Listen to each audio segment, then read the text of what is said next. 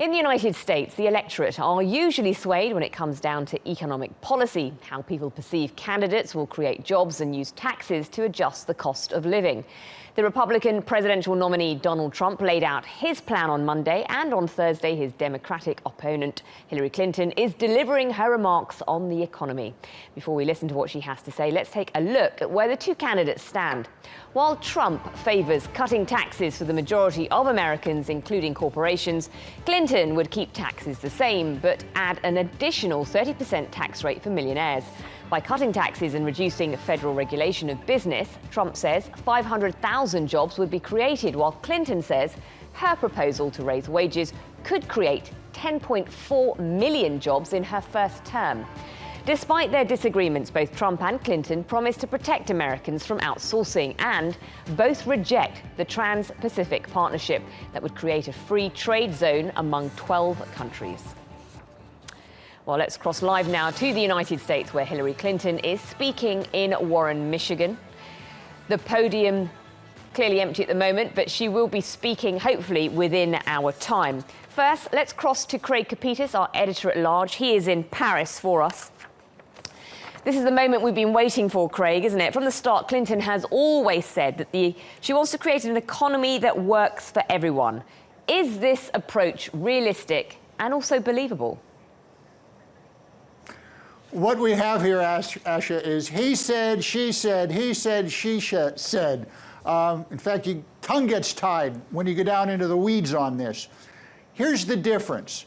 Hillary Clinton wants to continue the Obama administration's economic policies. Obama thinks it's best that you give your money to the government and let them spend it to help people. Donald Trump and the Republicans say, no.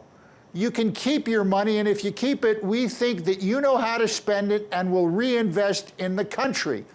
And that's the difference in a nutshell. Now, Clinton is expected to boost government spending, and she's talking about rebuilding roads. America's infrastructure, that is the kind of point she's pushing. Economists love this idea, and so too does Trump.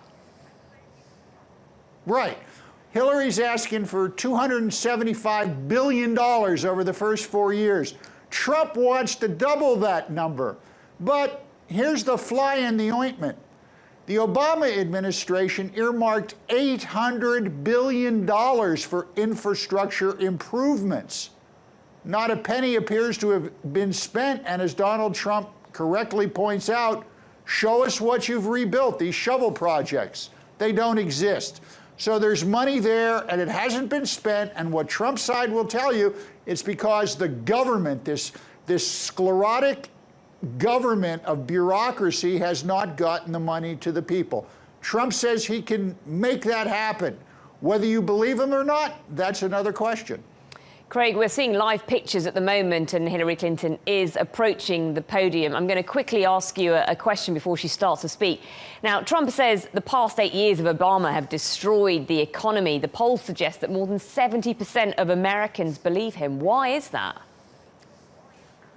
Well, because the economy is a lot worse off now. What's going on is Clinton wants to bring in the same old characters, the coterie of Democratic and some Republican insiders who got the country into this mess that Trump says it is. Trump's economic team, the 14 first guys, think of the new movie, The Suicide Squad, or the old film, The Dirty Dozen. These men, they're all men right now, are members of the so-called 1%. But these fellas have never been part of that interior coterie. They don't go to the Bohemian Grove. They don't go to Davos. These guys are street fighters. They're real estate developers. They're not the inside people who run Wall Street and have the revolving door with Washington. Just look at how much money the hedge funds have given to the Trump campaign, about $12,000. The Clinton campaign, upwards of $50 million. One of the other issues that Hillary Clinton has tried to kind of push is the immigration reform. Trump has very clearly said he wants to build a wall, whereas she wants to give all the immigrants a job. She does want to give all the immigrants a job, but then again, you get into the argument there. These are, under U.S. law, illegal immigrants, but it's politically incorrect to call them that anymore because you're making a microaggression.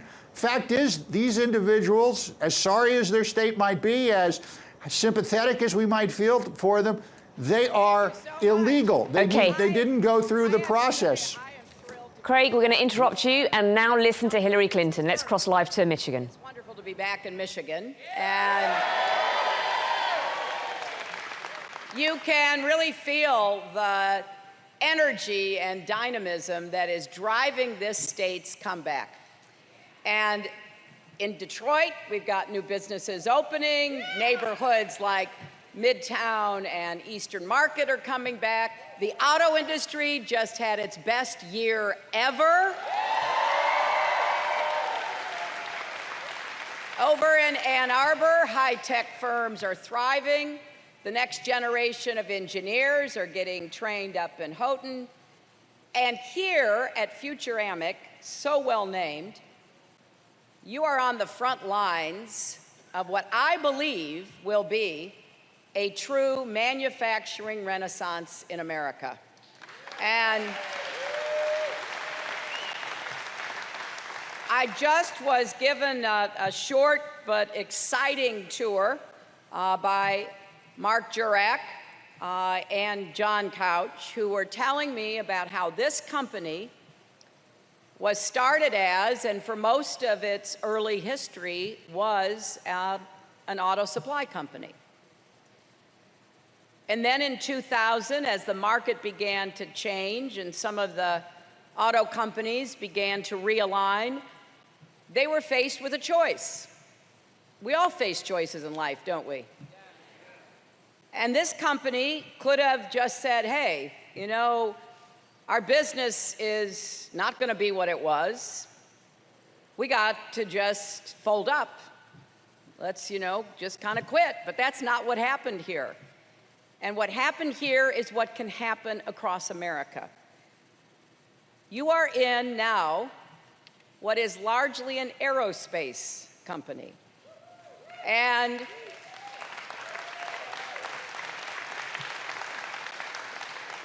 because of the workforce and the work ethic and the commitment of Future Amic, you are seeing the future unfold.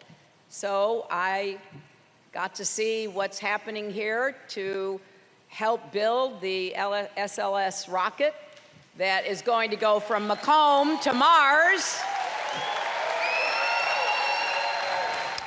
Well, we're listening to the Democrat presidential hopeful Hillary Clinton, who is live in Warren, Michigan, where she is addressing a crowd and is unveiling her economic plan. She spoke about how new businesses are opening within the auto industry. High-tech firms are also springing up.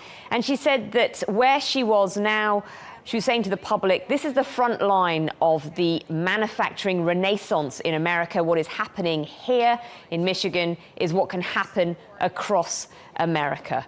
We will bring you more on that story as it develops here on TRT World after Money Talks.